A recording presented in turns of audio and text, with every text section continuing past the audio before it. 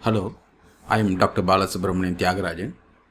Today we are going to discuss the integrated Google Meet within the Google Classroom. Now, teachers are commonly using Google Classroom to deliver the class content to the students. Now, online classes, lecture classes can be delivered via Google Meet. So, Google has managed to integrate a Google Meet within the Google Classroom. This is actually a test classroom which I have created in order to deliver knowledge to the potential teachers and teachers who are enthusiastic enough to use Google Classroom as a teaching tool. Now, as soon as the classroom is opened, as logged in, when the teacher logs into the classroom, this is the screen which the teacher will be presented. This is actually the stream. Let us click the next tab. It's called the classwork. So inside this classwork screen, you get the Google Meet. Now you see the video camera icon, and next to it it's written as a Google Meet. Now we will open the Google Meet. Now this is a Google Meet which will be presented to the teacher, and the teacher can schedule classes inside Google Meet. Now, before getting on to delivering lectures on Google Meet, the teacher should schedule a class, and the teacher also should send out a link to the student so that they can join. For scheduling a class, the teacher needs to schedule a class inside Google Calendar. So every Google Classroom has got a calendar. So now, in order to create a online lecture program, so we will just say today we will have a lecture say around 5:30. So we will click here. What we will do is we will click here and add a title, test lecture. This is actually Google Calendar. So now we are going to find a time. The time is going to be between 5:30 and 6:30, and it is going to be held today. I am going to save the test lecture. So having saved the test lecture, so I have created the test lecture, and now I need to save it. It is there. Now I need to get the link. So now here add Google Meet video conferencing, that needs to be clicked. Here it gives out the link. It also says that this class can take up to 250 participants. If it is going to be a personal Google ID, the number of participants or people who can attend the meeting will be pruned to 100. So since it's a G Suite basic version, it is permitting up to 250 participants. This is supposed to be the link which can be copied and pasted to the browser so that the student can log into the meeting. The student can also use the mobile phone.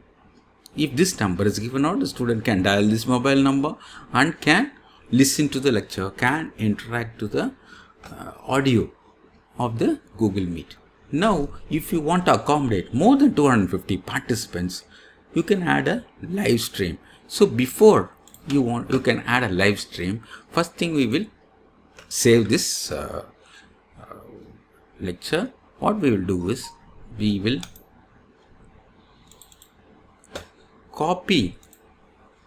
duplicate the same meeting, and then we will see we are going to add live stream to the meeting. So now I have created a live stream as well as I have created a Google Meet. So Meet can be joined actively by 250 participants, and live stream can go up to 1000. So this you can give out. If the student wants to view the lecture by live stream, they can view the lecture, but they cannot interact live with the teacher. They can give out their questions or comments in the chat box. Here, if this link is given out to the student, so naturally the student can use this link to join the Google meeting. So a small description of the meeting can be typed here.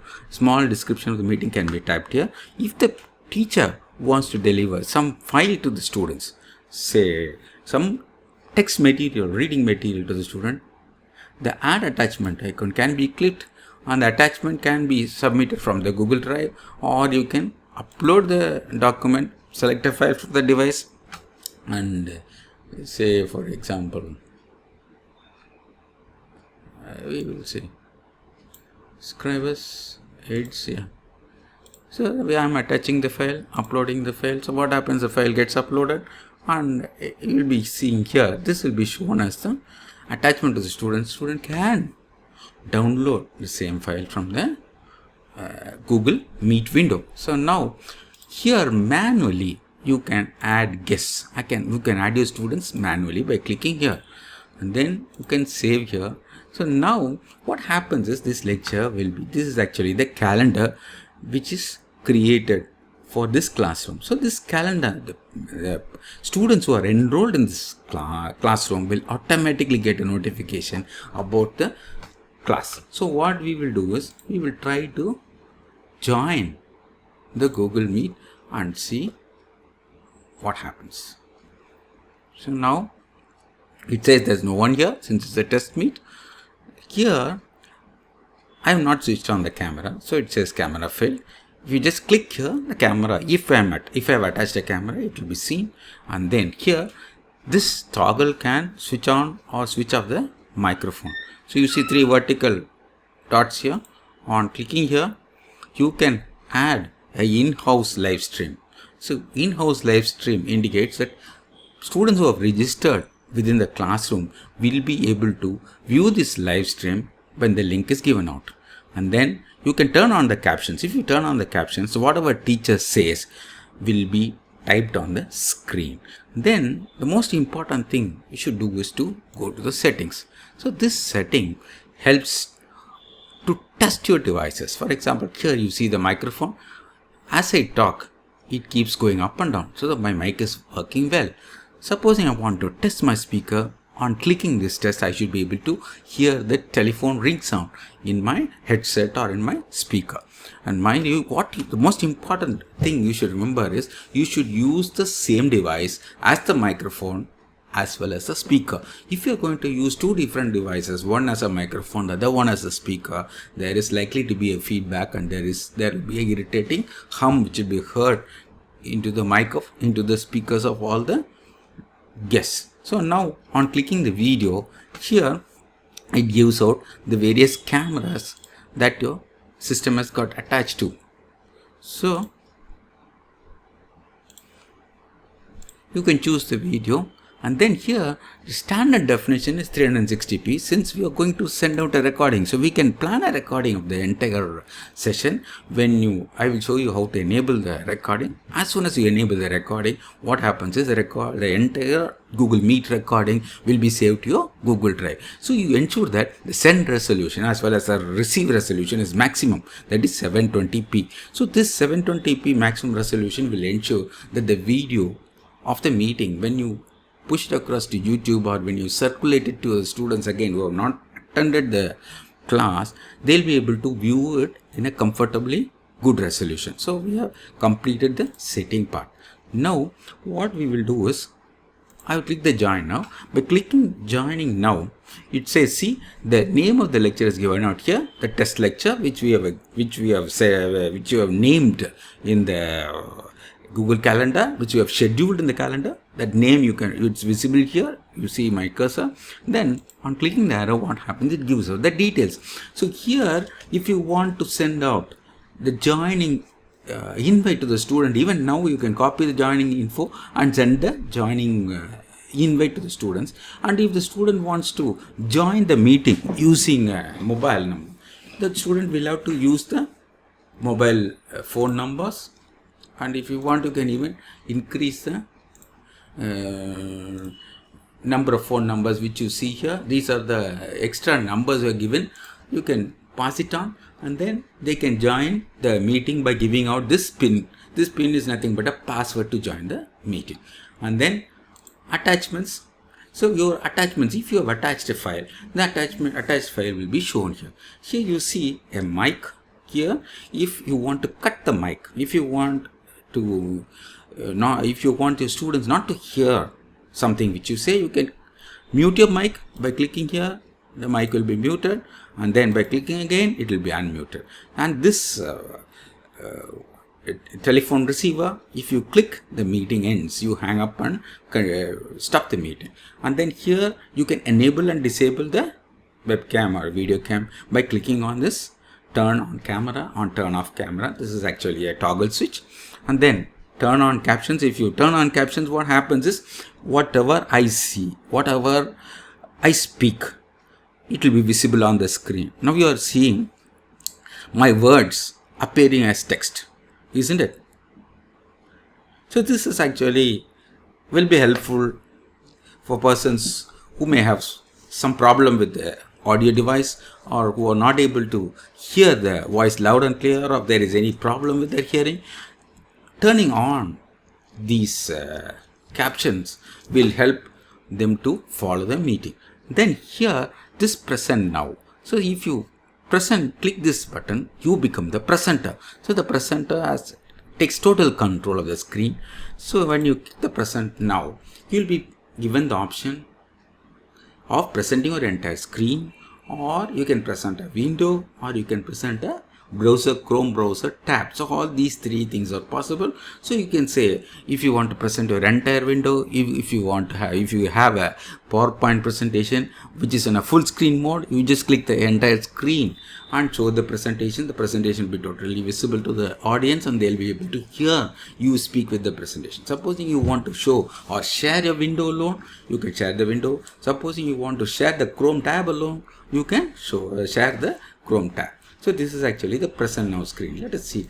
The moment I click the present now screen, it gives me the option. It asks me what I want to share. This is the screen. If I say share, it will start sharing. Now my screen, I am in the presentation mode. It tells me I am going into the presentation mode, and everyone who is attending the meeting, who joined the meeting, will be able to share the screen. Now you see there are two people who have joined the meeting, so the screen is visible. And now here it tells you, this icon tells you the number of people who have joined the meeting. And then if you click stop sharing, I come out of the presentation mode. So now I am seeing only the people who have joined. Now here, by clicking the chat icon, I can type a message which everyone can see. So that is it. Just type and send a message. So I will say just welcome, and then click the send message. The message gets posted here.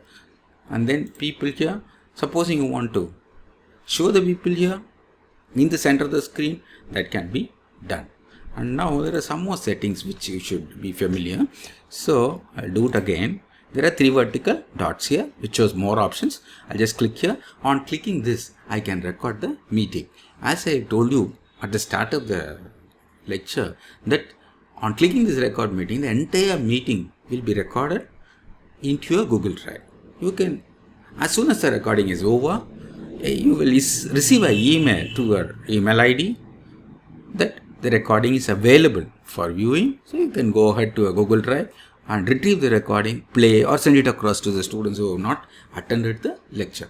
The next menu is changing the layout. So you can change the layout. I have now placed it in auto. You can say this is actually the auto. You have a sidebar. This is actually a sidebar which will show the people who are already logged into the meeting, and invariably this order in which they are arranged will be at the order of their logging in. Suppose the person who was logged in first will be shown first, the person who was logged in last will be logged in last. And then here, if there are more number, if you want to see, if you are interested in seeing more number of people on the screen, you can use the tiled layout. Or if you want to see only one person, if you want to pin one person, use the spotlight here. when you use a spotlight, you can ensure that only one person is visible in the center of the screen. That is as far as the layout settings goes. And then you can click this full screen and view the entire presentation full screen. And this turn on captions I have already told you. And then you can use a telephone for an audio. And then if there is a problem with the Google Meet per se, if you get across any hitches, you can always report. And if you are not happy with the people who are conducting the meeting, you can always report the high abuse. All these things are possible. And then if you want help, you just click the help and it will take you to the Google helpline. So this is as far as the Google Meet is concerned. And the Google Meet, let me tell you, is tightly integrated to the Google Classroom. So from the classroom, you can schedule a Google Meet, schedule a class inside the Google Meet, and you can send invite to the students by creating a calendar, creating a what do you call a lecture schedule in the calendar, and you can send it across to the students. So here, what about the persons who are outside the class? You can also invite persons who are not the members inside the classroom. You can send invite mails, you can email guests. So by just clicking the email, you can email guests so that the guest also can be permitted to log in and listen to your lecture. So inside the calendar, here you have a email guest icon. You can send email to the guest, and then you can delete the event if you want, and then you can edit the event by clicking this pencil. You can edit the event which you have created, and then you can, here this is very important, I need to stress. Here you have 3 vertical dots inside the calendar. You can duplicate the event. You copy to Autolearning, copy. So if you copy, these are all calendars. So Autolearning is one class which has a calendar. Autology is another classroom which is under this entire G Suite.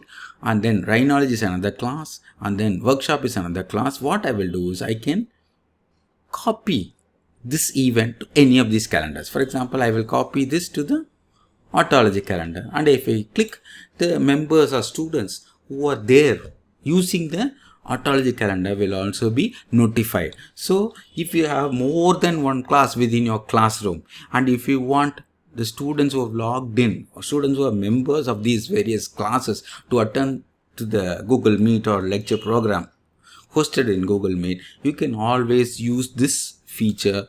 I repeat again, click there, go click these 3 vertical dots, copy to your class, and then there is something called publish the event. So what exactly you mean by publishing event? You can publish the event.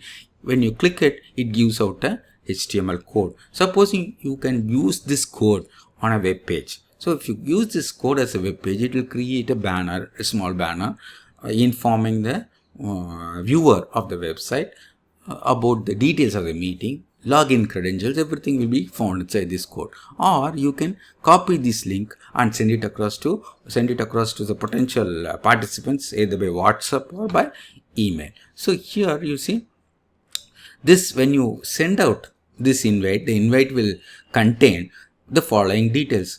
One is the link to join the meeting, the link to live stream, the link, the phone number as well as the PIN code if the user prefers to join by phone, and then it also will give you the attachment which we have attached, just the material which we want to hand out to the participants. So that also will be given here. Here this is actually a notification. You can set this notification to inform the participants, say about 10 minutes before the meeting they should be notified. So what happens is they will get a mail and they will get a SMS informing them that the meeting is about to start. So that is all for today. Today we have seen, as a recap, today we have seen how to schedule a class using Google Meet from within your classroom, and how to use this meeting scheduling feature in the Google Calendar, which is actually integrated to that of the Google Classroom. Thank you very much.